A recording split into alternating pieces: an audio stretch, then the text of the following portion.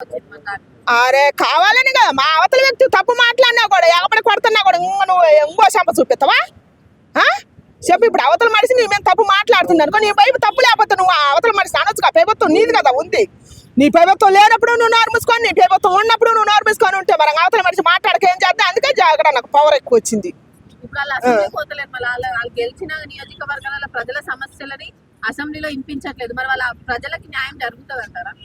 ఎవరు వైసీపీ వాళ్ళు అసెంబ్లీకి పోతలేరు. అసెంబ్లీకి పోకపోయినా కూడా బయట ఉండి వినిపిస్తాను వాళ్ళు ఎవరు గొంతు మోగ బాగాలేదు.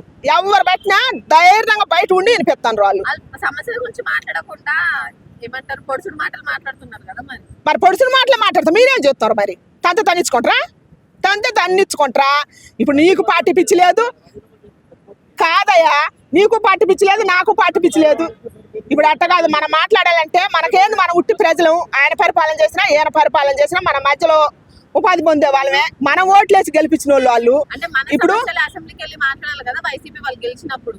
ఎవరు రాష్ట్రం అంతా అభివృద్ధి జరుగుతుంది. ఇప్పుడు అట్ట కాదు, మన సమస్యలు అసెంబ్లీకి వెళ్ళి మాట్లాడతలేదు, బయట మాట్లాడుతున్నారు. వాళ్ళు తప్పు మాట్లాడుతారా రైట్ మాట్లాడతారా మీకు తెలియదా? సమస్యల గురించి మాట్లాడతలేరు, వాళ్ళు కాలు తిట్టడానికే పెట్టుకున్నారు.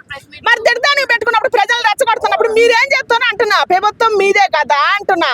నేను అనేది ఏంటంటే ప్రభుత్వం మీది, పరిపాలన మీది.